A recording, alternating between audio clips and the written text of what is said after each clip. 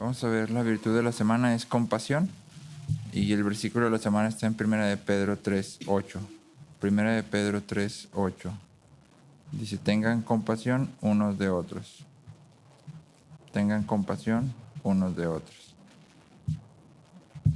La virtud de la compasión recorre toda la historia bíblica. En Éxodo, cuando Dios llama a su pueblo de Egipto, Él se revela Él mismo como compasivo y clemente. Esas son las dos cosas que Dios dice de Él mismo.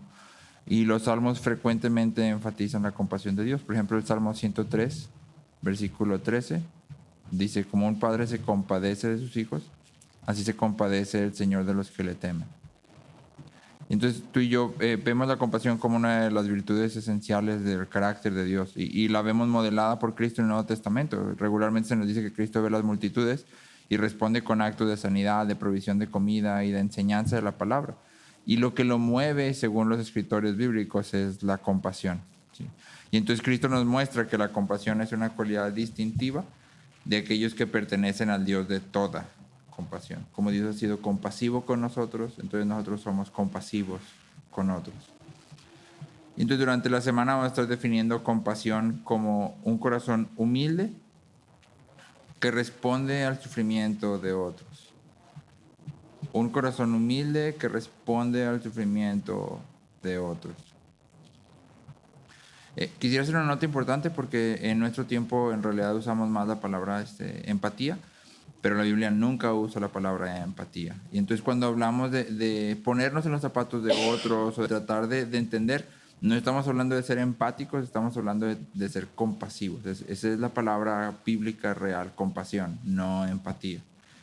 Y entonces podríamos pensar de la compasión como un banquito de tres patas, ¿sí? Si en un banquito de tres patas tú le quitas una, el banquito ya no funciona, ¿sí? Y entonces vamos a hablar de estas tres patas de la compasión, ¿no? En primer lugar vamos a hablar de la perspectiva, ¿sí? La compasión comienza con ver. La compasión comienza con ver, con observar. Una y otra vez leemos en los evangelios y Jesús vio e inmediatamente tuvo compasión. ¿Sí? Jesús vio a las multitudes y tuvo compasión de ellas. Y entonces la compasión de Jesús siempre está precedida por ver el dolor de otros. Y entonces aquí estamos hablando de una cuestión de hacia dónde está dirigida nuestra mirada. Sí, como Agustín o Lutero decían, estamos encorvados en nosotros mismos. La compasión va a ser algo que no va a fluir de nosotros, porque siempre vamos a estar simplemente considerando nuestra situación, nuestro dolor, nuestro sufrimiento, y nunca nos vamos a extender a otros. Entonces lo primero que hacemos es levantar a ver hacia las demás personas. ¿Sí? Uno de los muchachos del salón me decía, pero si yo me olvido de mí mismo con gozo, hablando de la humildad, para cuidar a otros, ¿quién va a cuidar de mí? Y la respuesta a esa pregunta es Dios cuida de ti. Y las personas dentro de la iglesia, alrededor tuyo, cuidan de ti y tú cuidas de ellos. Y así funciona esto. Pero descansamos en que Dios tiene cuidado de nosotros y entonces yo puedo levantar mi mirada y ver hacia otros. Esto también nos recuerda la virtud del respeto que ya hemos visto. Todos somos hechos a la imagen de Dios y entonces no hay ninguna persona que no merezca nuestra compasión. ¿Sí? No hay ninguna persona que no merezca nuestra compasión, sin importar qué tan malo puede haber sido lo que esta persona haya hecho, merece compasión. Que cabe decir, compasión no implica quitar las consecuencias. Entonces, número uno, o la primera pata, la vista, la perspectiva, hacia dónde estamos dirigiendo nuestra mirada. Número dos, nuestros afectos. La compasión implica un movimiento interno de nuestros corazones en el que tomamos el dolor de otros y lloramos con los que lloran. Lloramos con los que lloran. En ese sentido es que la compasión es en realidad la palabra bíblica para lo que muchas veces de manera diluida llamamos empatía. Es decir, la compasión implica la habilidad de reconocer lo que otra persona está pensando o sintiendo y de responder a eso que está pasando. Entonces, como cristianos, a través de la Biblia, tú y yo entendemos mejor que nadie, se supone, cómo el pecado ha impactado en el mundo y en las relaciones. Y entonces deberíamos de ser capaces de entender mejor que otras personas el sufrimiento que nace de ese pecado Y como las personas también no siempre, como Pablo dice en Romanos 7, lo que no quiero, eso hago. Y entonces, si yo con humildad voy a considerar a otros, voy a considerar que no siempre la persona tiene en mente, voy a hacer mal o voy a hacer esto a fin de que la otra persona sufra, sino que hay una serie de factores ahí que yo puedo considerar y tratar de ponerme en sus zapatos y decir, bueno, si yo hubiera estado en su lugar, probablemente hubiera hecho exactamente lo mismo o algo todavía peor, ¿sí? Y entonces de ahí puedo extender amor y comprensión, ¿sí? Entonces, si mi corazón no es movido, no es compasión. Si la compasión siempre implica mis afectos, si mi corazón no es movido, si simplemente lo hago porque pues es lo que hay que hacer, entonces no es compasión, ¿sí?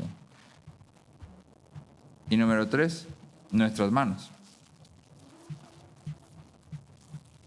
La compasión da fruto en acciones a favor de las personas en necesidad.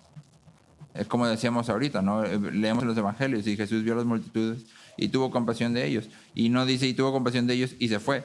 Sí, tuvo compasión y los alimentó, tuvo compasión y les enseñaba, tuvo compasión. Sí, siempre hay algo hacia esas personas a las que Jesús siente compasión. Entonces, compasión que no beneficia a otros no es compasión.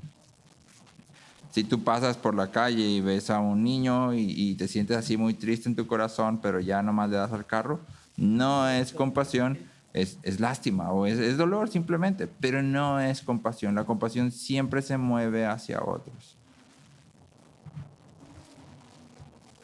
Ahora, como decíamos ahorita, sí es importante hacer el énfasis. La compasión no significa que echamos todo el pecado abajo de la cama donde no se vea o lo escondes abajo del tapete y hacemos como que no pasó nada, ¿sí? Sino que la compasión implica que aun cuando hay disciplina y aun cuando podemos tratar de extender la oportunidad, ¿sí?, no lo hacemos infinitamente. La disciplina y la justicia también son expresiones de compasión. En uno de mis pasajes favoritos está en Oseas 11. Y en Oseas 11, a Oseas algunos autores le llaman el profeta de la hora cero, porque en Oseas el pueblo está siendo juzgado por su idolatría. Y no hay un llamado a arrepiéntete para que no venga el juicio, sino que Oseas dice, el juicio ya viene, o sea, ya no hay forma de escapar de esto, ya va a llegar. Pero en Oseas 11, Dios dice, en Oseas 11, ¿cómo voy a destruirte? ¿Sí? Y luego él dice, se enciende toda mi compasión. Entonces lo que Dios está diciendo es, la disciplina o el castigo va a venir, pero ten por seguro que no se trata de esfumarte de la faz de la tierra, sino que eventualmente te voy a hacer volver. ¿Sí? Pero la disciplina va a venir en compasión.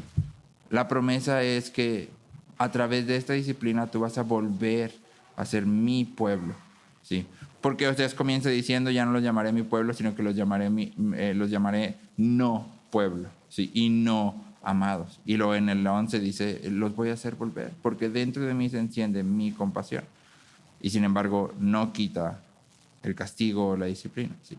Entonces, disciplina y justicia también son expresiones de compasión. Disciplina y justicia también son expresiones de compasión, pero implica un sentido en el que hacemos esto, una forma en que lo hacemos, una inclinación específica, como le hemos estado hablando los miércoles, ¿no? Si yo vengo con mi hijo y estoy enojadísimo y empiezo a disciplinarlo enojado, ahí ya no hay compasión y eso ya no es disciplina. Sin embargo, si vengo y me siento con él y hablo con él y trato de que él pueda ver en su corazón lo que está sucediendo a través de la Biblia y luego procedo con la disciplina, es una disciplina compasiva, porque no se trata de lo que me has hecho a mí, sino que se trata de que hay un mal en el corazón que la Biblia trata de resolver llevándonos a Cristo. Y yo quiero llevar a mi niño hasta allá, porque sé que igual que yo necesita a Cristo. ¿Sí? Entonces nuestras 3 patitas del banquito son vista, afectos, manos. Vista, afectos, manos.